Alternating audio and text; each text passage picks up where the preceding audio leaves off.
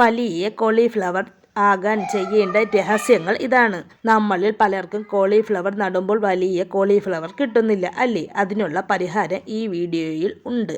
Cauliflower വിളവെടുക്കുന്ന video നമ്മൾ മറ്റൊരു ദിവസം അപ്ലോഡ് ചെയ്യുന്നതാണ്. സബ് ചെയ്യാതെയാണ് നിങ്ങൾ കാണുന്നതെങ്കിൽ ഒന്ന് സബ് കൂടി ചെയ്യുക. നമ്മുടെ ടെറസിന് മുകളിൽ നിൽക്കുന്ന കോളിഫ്ലവറാണ്. ഇത് പൂവിടാനുള്ള സമയമായി. അതുകൊണ്ട് തന്നെ ഇതിൻ്റെ ചുവട്ടിൽ കുറച്ച് ചാണകപ്പൊടിയും ജൈവവളവും കൂടി ചേർത്ത് കൊടുക്കുന്നു. ഇതിൽ നിന്നും നമ്മൾ നേരത്തെ കോളിഫ്ലവർ വിളവെടുത്തിരുന്നു. അതിനുശേഷം ആ തൈ അവിടെ നിർത്തിയിരുന്നു. അപ്പോഴേക്കും അതിൽ ധാരാളം തൈകൾ വന്നു. ഇനി നമുക്ക് ഇത് ഗ്രോ ബാഗിലോട്ട് നട്ടുകൊടുക്കാം. തറയിൽ നട്ടാലും മതി.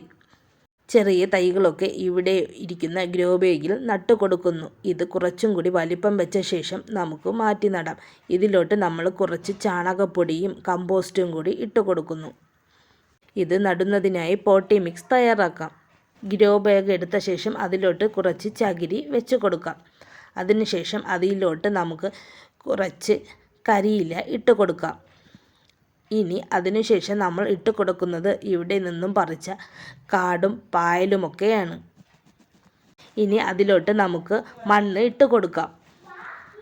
അടുത്തതായി ഇട്ട് കൊടുക്കുന്നത് കൊന്നയുടെ ഇലയാണ്. ഇനി നമ്മുടെ വീട്ടിൽ തന്നെ ഉണ്ടാക്കിയ ജൈവവളം ഇട്ട് കൊടുക്കാം.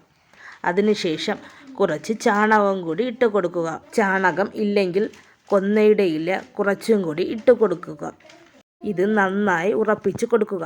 ഉറപ്പിച്ച ശേഷം അതിലോട്ട് നമുക്ക് വീണ്ടും കരിയില ഇട്ട് കൊടുക്കാം. ഇനി അവസാനമായി അതിൻ്റെ മീതെ കുറച്ച് മണ്ണും വീട്ടിൽ തന്നെ ഉണ്ടാക്കിയ കമ്പോസ്റ്റും കൂടി ചേർത്ത് കൊടുക്കുന്നു. ഇനി ഇതിലോട്ട് നമുക്ക് തൈ നട്ടു കൊടുക്കാം. ഈ ചെറിയ തൈ നമ്മൾ ഗ്രോ ബാഗിലോട്ട് നട്ടു കൊടുക്കുന്നു. കുറച്ചും കൂടി വലിപ്പം വെച്ച ശേഷം നമുക്ക് മറ്റൊരു ഗ്രോ ബാഗിലേക്ക് മാറ്റാം. ഈ തൈ എനിക്ക് കൃഷിഭവനിൽ നിന്നായിരുന്നു ലഭിച്ചത്. അവിടെ നിന്ന് ലഭിക്കുമ്പോൾ ഇത്ര വലിപ്പമേ ഉണ്ടായിരുന്നുള്ളൂ. എങ്കിലും അത് വേഗം വളർന്നു. എൻ്റെ കയ്യിൽ ഗ്രോ ബാഗ് ഇല്ലാത്തത് കൊണ്ടാണ് ഞാൻ മറ്റൊരു ദിവസം നടാമെന്ന് കരുതുന്നത്. ഇവിടെ നമ്മൾ 6 ഗ്രോ ബാഗുകളായി നട്ട് വയ്ക്കുന്നുണ്ട്.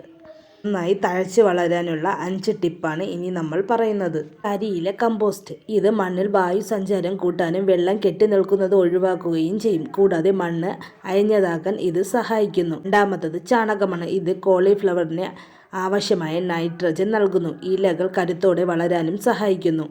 മൂന്നാമത്തത് കൊന്നയുടെ ഇലയാണ്. ഇത് മികച്ച ജൈവ കീടനാശിനിയാണ്. ഇത് ചേർക്കുന്നത് മണ്ണിന് പോഷണം നൽകുന്നതോടൊപ്പം തന്നെ കീടങ്ങളെ തടയാനും സഹായിക്കുന്നു. നാലാമത്തത് നമുക്ക് ആവശ്യമില്ലാത്ത കാടൊക്കെയാണ്. ഇതിൽ നിന്നും പോഷണം ചെടിക്ക് ലഭിക്കും. അഞ്ചാമത്തത് ജൈവവളമാണ്. പച്ചക്കറികളുടെയും ഫ്രൂട്ട്സിൻ്റെയും എല്ലാ തരത്തിലുള്ള മാലിന്യങ്ങളും ഇതിനോടൊപ്പം ചേർക്കുന്നത് കൊണ്ട് തന്നെ ഇത് ഏറ്റവും നല്ല ഒരു വളമാണ്. ഈ വീഡിയോ നിങ്ങൾക്ക് യൂസ്ഫുൾ ആയി എന്ന് തോന്നുകയാണെങ്കിൽ ഒരു ലൈക്കും കൂടി, അതിനോടൊപ്പം നിങ്ങളുടെ ഫാമിലി ഗ്രൂപ്പിലേക്കും ഫ്രണ്ട്സിലേക്കും കൂടി ഒന്ന് ഷെയർ ചെയ്ത് കൊടുക്കുക. താങ്ക്